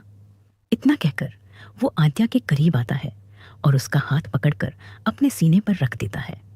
आद्या हैरानी से उसके सीने की ओर देखने लगती है। इस वक्त उसका गला सूखने लगा था। आर्यव का सीना सच में काफी सख्त और स्ट्रांग लग रहा था। आद्या का मन हो रहा था कि वो एक बार इसे अच्छे से प्रेस करे, लेकिन उसने खुद को कंट्रोल किया और जल्दी से हाथ हटा लिया। वो कहती है, मुझे अच्छे से पता है मैंने कुछ नहीं किया, आप बेकार ही मुझ पर इल्जाम लगा रहे हैं। आर्यव बेड से उठ जाता है और अपना कोट लेते हुए कहता है, तुम बस मानने से इनकार कर रही हो, लेकिन सारी सच्चाई तुम्हें भी पसंद है। तुम्हें मेरे सीने से प्यार हो गया है और तुम उसकी दीवानी हो चुकी हो। आद्या कुछ कहने ही वाली होती है कि आर्यव कहता है, फिर से इनकार करने की कोशिश मत करना, वरना इस बार मैं वो करूंगा जो तुमने मेरे साथ किया। आद्या ने अपने सीने पर हाथ क्रॉस कर लिए और कहा, आप कहना क्या चाहते हैं? आर्यव कहता है, जो तुम समझ रही हो। अब मैं जा रहा हूँ और तुमसे ऑफिस में मिलूंगा। याद रखना, ऑफिस के लिए लेट मत होना, वरना तुम्हारी सैलरी तुम्हें कभी नहीं मिलेगी। आद्या ने उसे कोई जवाब नहीं दिया। आर्यव उसे देख रहा था, जो इस वक्त गुस्से में काफी क्यूट लग रही थी। वो मुस्कुराता है और कमरे से बाहर चला जाता है। उसके जाने के बाद आद्या दरवाजे की ओर देखती है और कहती है, क्या सच में मैंने उसके साथ कुछ किया? तभी बाहर से आर्यव की आवाज आती है। हाँ, तुमने किया। आद्या कसकर अपनी आंखें बंद कर लेती है और मन ही मन खुद को कोसने लगती है कि आखिर उसने ड्रिंक क्यों की। कुछ देर बाद आद्या विरुष के कैबिन में खड़ी थी और उसे हैरानी से देख रही थी। विरुष कहता है, ऐसे क्या देख रही हो मुझे? तुम अब से मेरे साथ काम नहीं कर पाओगी। आद्या कहती है, आप ऐसा क्यों कह रहे हैं विरुष सर? मैंने क्या किया है? प्लीज मुझे इस तरह अकेला मत छोड़िए। विरुष कहता है, मैं इस बारे में कुछ नहीं कर सकता आद्या, मेरे हाथ बंधे हुए हैं, तुम्हें अब यहाँ से जाना होगा। आद्या उसके टेबल पर जोर से मुक्का मारती है और कहती है, तो आप चाहते हैं कि मैं इस जगह को छोड़कर उस शैतान की गुफा में चली जाऊं? क्या आप सच में चाहते हैं कि मैं आर्यव सर की असिस्टेंट बन जाऊं? आप मेरे साथ ऐसा क्यों कर रहे हैं? विरुष एक गहरी सांस लेकर कहता है, आद्या, मैं कुछ नहीं कर सकता, यह सब ऊपर से आया है, तुम्हें ऑर्डर्स मानने होंगे। अब से तुम भाई की पर्सनल असिस्टेंट हो, तुम्हें अब से उनके साथ ही काम करना होगा। एक बात कहूं, अगर तुम उनके साथ काम करोगी तो तुम्हें काफी सारी अपॉर्चुनिटीज मिलेंगी। आद्या गुस्से से कहती है, भाड़ में जाए अपॉर्चुनिटी, मुझे नहीं चाहिए किसी तरह की अपॉर्चुनिटी, मैं उनके साथ काम नहीं कर पाऊंगी, प्लीज मेरी मदद करो। विरुष ने कहा, आई एम सॉरी आद्या, मुझसे कुछ नहीं होगा। आद्या गुस्से से चिल्लाकर कहती है, ठीक है, मेरी मदद मत करो, मैं भी वर्षा से आपकी शिकायत कर दूंगी, फिर पता चलेगा आपको। आद्या पलटती है और कैबिन से बाहर जाने लगती है। विरुष वर्षा का नाम सुनकर घबरा जाता है। वो खुद से कहता है, अगर इसने वर्षा से मेरी शिकायत कर दी तो मेरी प्रेम कहानी शुरू होने से पहले ही खत्म हो जाएगी। वो अपनी जगह से खड़ा हो जाता है और आद्या के पीछे भागते हुए कहता है, आद्या रुको, मेरी बात सुनो। लेकिन आद्या नहीं रुकती। विरुष जल्दी से उसके पास पहुंच जाता है और उसका हाथ पकड़कर उसे रोक देता है। दोनों ठीक लिफ्ट के सामने खड़े थे। जैसे ही विरुष आद्या का हाथ पकड़ता है, लिफ्ट खुल जाती है। अंदर कोई और नहीं, आर्यव खड़ा था। आर्यव गुस्से में उन दोनों को घूरने लगता है। उसकी बॉडी से एक ठंडी ऑरा निकलने लगती है। दोनों एक दूसरे का हाथ छोड़कर सीधे खड़े हो जाते हैं। आर्यव लिफ्ट से बाहर आता है और सीधा अपने कैबिन की ओर जाने लगता है। विरुष और आद्या डरते हुए उसे देखते रहते हैं। आद्या कहती है, क्या हम बच गए? विरुष कहता है, लगता तो नहीं है। तभी कैबिन के अंदर से आवाज आती है, कॉफी।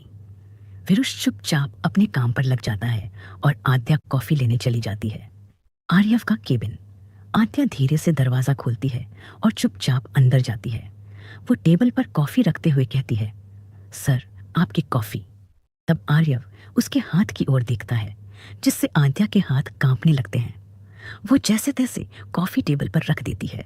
उसे लगा था कि आज तो उसकी जान गई। अगर फाइल्स खराब हो जाती तो आर्यव उसे बिल्डिंग से नीचे फेंक देता।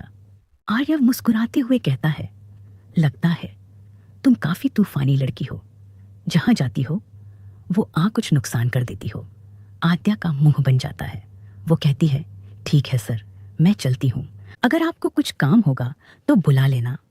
आद्या जाने लगती है तो आर्यव कहता है, एक मिनट, क्या तुम बस यहाँ कॉफी बनाने आती हो? काम करना है या नहीं?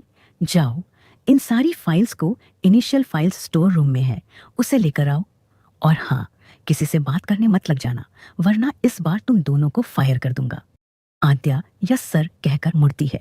तभी आर्यव फिर कहता है, एक मिनट, तुम्हें कैसे पता चलेगा कौन सी फाइल लानी है? इन्हें लेकर जाओ और हाँ, कोई मिस्टेक नहीं होनी चाहिए। आद्या चुपचाप फाइल उठाती है और स्टोर रूम की ओर जाने लगती है। स्टोर रूम पहुंचकर उसका गुस्सा फूट पड़ता है। वो फाइल्स टेबल पर रखते हुए कहती है, इस शैतान को मैं एक दिन ऐसा सबक सिखाऊंगी कि मुझसे बात करने से भी डरेगा। देखना, एक दिन मैं इतनी मेहनत करूंगी कि यह पूरी बिल्डिंग मेरी हो जाएगी और फिर मैं इसे अपना पर्सनल असिस्टेंट बनाकर टॉर्चर करूंगी। नहीं, पर्सनल असिस्टेंट नहीं, उससे तो मैं सिर्फ कॉफी बनवाऊंगी और टॉर्चर करूंगी। इतना कहकर आद्या कभी ना हो पाने वाले फ्यूचर के सपने देखने लगती है, जहां वो एक बड़े से किंग साइज सोफा पर बैठी हुई थी और आर्यव अपनी नौकर वाली यूनिफॉर्म में उसके सामने घुटने के बल बैठा हुआ था। आद्या के हाथ में कॉफी थी, जिसकी एक सिप लेने के बाद उसका मुंह बन जाता है और वो उस कॉफी को जमीन पर फेंक देती है। उसकी आवाज सुनकर आर्यव डर जाता है। वो ये आद्या कहती है, यह कितनी घटिया कॉफी बनाई है तुमने, इसकी सजा तुम्हें मिलेगी। गाइस, इसे यहां से लेकर जाओ और इतनी गंदी कॉफी बनाने की सजा दो। उसके ऐसा कहते ही दो गाइस आर्यव के पास आते हैं और उसे पकड़कर वो आज से दूर ले जाने लगते हैं। आर्यव गिड़गिड़ाते हुए कहता है, नहीं प्लीज मुझे छोड़ दो, आगे से ऐसा कुछ नहीं करूंगा, प्लीज मुझे जाने दो। आद्या उसे ऐसे देखकर हंसने लगती है। तभी उसे होश आता है कि वो क्या कर रही थी। वो खुद से कहती है, अरे मुझे तो फाइल्स ढूंढनी है, अब कहाँ है फाइल्स। आद्या एक एक फाइल ढूंढने लगती है। करीब आधे घंटे बाद उसे सारी फाइल्स मिल जाती हैं और वो उन्हें उठाकर आर्यव के कैबिन की ओर जाने लगती है। उसके हाथ में फाइल्स थीं, इसलिए वो नॉक नहीं कर पाई और सीधा आर्यव के कैबिन के अंदर चली गई। आर्यव कैबिन के अंदर चलते हुए एक फाइल पढ़ रहा था। तभी उसने दरवाजा खुलने की आवाज सुनी। उसने देखा कि आद्या ढेर सारी फाइल्स लेकर अंदर आती है और उन्हें टेबल पर रखकर गहरी सांस लेती है। आर्यव उसे ही देख रहा था। तभी आद्या की नजर आर्यव पर पड़ती है और वो कहती है, ये क्या, आप यहीं पर हो, मुझे पता ही नहीं चला। आर्यव कहता है, क्योंकि तुम्हारा ध्यान कहीं और ही था। मुझे एक बात बताओ, क्या तुम डांस करने के अलावा कोई काम अच्छे से नहीं कर सकती? आद्या की आंखों में चमक आ जाती है और वो जल्दी से आर्यव के पास जाकर कहती है, आपको भी लगता है कि मैं बहुत अच्छा डांस करती हूँ? आर्यव की आंखें छोटी हो जाती हैं। वो समझ चुका था कि यह लड़की वो ये बात सुनती है जो यह सुनना चाहती है। आद्या खुश होते हुए कहती है, मुझे भी ऐसा लगता है कि मुझे अच्छे से डांस करना आता है। आपको पता है, मैंने अपनी मम्मा से कहा था कि मुझे डांस करना है, लेकिन उन्होंने मना कर दिया, वरना मैं आज की टॉप डांसर होती। आर्यव उसके थोड़ा और करीब आ जाता है और कहता है, अच्छा तो फिर तुमने क्या किया? आद्या जब आर्यव को अपने इतने करीब पाती है तो उसकी सांसें अटक जाती हैं। वो पीछे हटने की कोशिश करती है, पर आर्यव जल्दी से उसकी कमर पर हाथ रखकर उसे खुद से सटा लेता है। आद्या का दिल धक से रह जाता है। आर्यव उसकी बड़ी बड़ी आंखों में देखते हुए कहता है, तुम कुछ और भी कहने वाली थी सनशाइन? आद्या पहले हाँ में सिर हिलाती है, फिर जल्दी से मना करने लगती है। आर्यव अब अपने दोनों हाथ उसकी कमर पर रख देता है और उसे खुद से सटा लेता है। आद्या धीरे से कहती है, आर्यव सर, आप यह क्या कर रहे हैं? आर्यव डेविल स्माइल के साथ कहता है, तुम इतना डर क्यों रही हो? अभी तक तो मैंने कुछ भी नहीं किया है। कहीं ऐसा तो नहीं है कि तुम चाहती हो कि मैं कुछ करूं? आद्या जल्दी जल्दी अना में सिर हिलाती है। आर्यव उसके चेहरे के और करीब जाते हुए कहता है, वैसे जो तुम मेरे साथ सुबह कर रही थी, क्या वो मैं अभी तुम्हारे साथ करूं? आर्यव ने आद्या के सीने की ओर इशारा किया। आद्या को अपने अंदर एक अजीब सी हलचल महसूस होने लगी। शर्म से उसकी हालत खराब हो रही थी। उसने अपना सिर झुका लिया, लेकिन आर्यव उसके चिन को पकड़कर चेहरा ऊपर उठाता है और उसे किस करने लगता है। आद्या उसे खुद से दूर करने की कोशिश करती है, लेकिन आर्यव की पकड़ बहुत मजबूत थी। वो आद्या के होठों को बड़े प्यार से किस कर रहा था। आद्या ने अपनी आंखें कसकर बंद कर लीं और अब आर्यव को वो करने दे रही थी जो वो करना चाहता था। आर्यव उसके हाथ टॉप के अंदर डालकर उसकी कमर को कसकर पकड़ लेता है। यह महसूस करते ही आद्या आंखें खोलती है और फिर से दूर होने की कोशिश करती है। आर्यव उसे किस करना बंद करता है, पर उसे छोड़ता नहीं। आद्या कहती है, आप ये क्या? आर्यव उसके होंठों पर उंगली रख देता है और कहता है, कुछ भी मत कहना, वरना क्या पता तुम्हारी आवाज सुनकर मेरा दिल फिर से मचल जाए और मैं तुम्हें फिर से किस करने लगूं। आद्या ने अपने होंठ सिल लिए। आर्यव उसकी ओर झुकने ही वाला होता है कि तभी कैबिन का दरवाजा खुल जाता है। दरवाजे पर शनाया खड़ी थी। उसे देखकर आर्यव को कोई फर्क नहीं पड़ा, लेकिन आद्या पूरी तरह डर गई। उसने सुना था कि आर्यव और शनाया की शादी हो सकती है। आद्या घबराकर आर्यव को पुश करती है और जल्दी से कैबिन से बाहर चली जाती है। वो ये शनाया गुस्से में दांत पीसने लगती है। शनाया आद्या और आर्यव को इतने करीब देखकर गुस्से से लाल हो जाती है। वो आर्यव के पास आती है और चिल्लाकर कहती है, आर्यव तुम उस लड़की के साथ क्या कर रहे थे? आखिर वो तुम्हारे इतने करीब कैसे आ गई? और वैसे भी वो तो विरुष की असिस्टेंट है, फिर तुम्हारे कैबिन में क्या कर रही थी? आर्यव उसे घूरकर देखता है और कहता है, तुम अपनी हद भूल रही हो शनाया। तुम कोई नहीं होती मुझसे सवाल करने वाली। और तुम्हारी हिम्मत कैसे हुई बिना मेरी परमिशन के मेरे कैबिन में आने की? Get out. आर्यव की आवाज सुनकर शनाया सहम जाती है। उसकी आंखों में पानी आ जाता है और वो कहती है, तुम उस लड़की की वजह से मुझ पर चिल्ला रहे हो? कहीं ऐसा तो नहीं है कि उसका टारगेट विरुष नहीं तुम हो? मुझे पूरा यकीन है कि वो तुम्हें सिड्यूस करना चाहती है। शनाया आगे बढ़ती है और कहती है, तुम उसकी चिंता मत करना, मैं उसे संभाल लूंगी और इस जगह से कहीं दूर फेंक दूंगी। आर्यव गुस्से में टेबल पर हाथ मारता है, जिसकी आवाज बाहर तक जाती है। वो चबाते हुए कहता है, अगर तुमने उसे छूने के बारे में भी सोचा तो मैं तुम्हारा वो हाल करूंगा कि तुम्हारी फैमिली भी तुम्हें पहचान नहीं पाएगी। शनाया धीरे से कहती है, आर्यव। आर्यव उसकी बात काटकर कहता है, और हाँ, बिना मेरी इजाजत के इस कैबिन के अंदर कोई नहीं आ सकता। तो मेरे करीब आना तो बहुत दूर की बात है। शनाया हैरानी से कहती है, इसका मतलब तुम खुद? आर्यव गुस्से में चिल्लाता है, निकलो यहां से। शनाया गुस्से में बाहर जाने लगती है। तभी दरवाजे पर रुककर कहती है, मुझे प्रोजेक्ट की फाइल्स देखनी है काम शुरू करवाने के लिए। आर्यव कहता है, फाइल्स उसके पास हैं, लेकिन उससे कुछ उल्टा कहने की कोशिश भी मत करना, वरना मुझसे बुरा कोई नहीं होगा।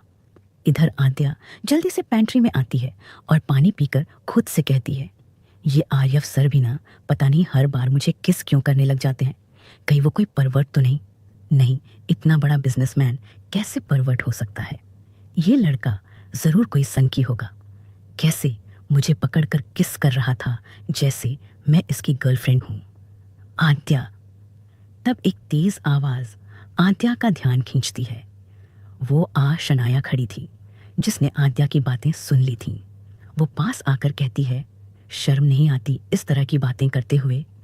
तुम अपने बॉस के बारे में ऐसा कैसे कह सकती हो? आद्या कहती है, लेकिन मैम। शनाया कहती है, शट अप। अब सफाई देने की जरूरत नहीं है। आर्यव और तुम उसके जूते के लायक भी नहीं हो। और यह बात कभी मत भूलना कि मेरी और आर्यव की शादी होने वाली है। अई, वो मेरा है। आद्या सिर झुका लेती है। शनाया कहती है, अब मुझे जल्दी से वो सारी फाइल्स दो जो आर्यव ने तुम्हें दी थीं। आद्या कहती है, फाइल्स? मैम, आप अपने कैबिन में जाइए, मैं लेकर आती हूँ। शनाया के जाने के बाद आद्या अपने सिर पर हाथ मारती है और कहती है, क्या आद्या, सारी फाइल्स तो तू स्टोर रूम में भूल कर आ गई? आद्या स्टोर रूम में फाइल्स ढूंढने लगती है, लेकिन उसे फाइल्स नहीं मिलती। उसकी आंखों में आंसू आ जाते हैं। वो खुद से कहती है, अगर फाइल्स नहीं मिली तो मेरा क्या होगा? अगर आर्यव सर ने मुझे जान से मार दिया तो? कुछ देर बाद आद्या शनाया के कैबिन में खड़ी थी। शनाया चिल्लाकर कहती है, क्या तुमसे फाइल्स खो गईं? तुम्हारा दिमाग क्या घास चढ़ने गया है? क्या तुम्हें अंदाजा है कि अगर आर्यव को पता चला तो क्या होगा? अच्छा, मैं तो भूल ही गई थी, तुम तो उसे सिड्यूस करके मामला रफा दफा कर दोगी। तब विरुष अंदर आता है और कहता है, ये क्या हो रहा है? शनाया, तुम इस पर इतना चिल्ला क्यों रही हो? शनाया कहती है, इसने सारे प्रोजेक्ट्स की फाइल्स खो दी हैं। अब तुम्हारी कंपनी बर्बाद हो जाएगी और जिम्मेदार यह लड़की होगी। विरुष हैरानी से आद्या को देखता है।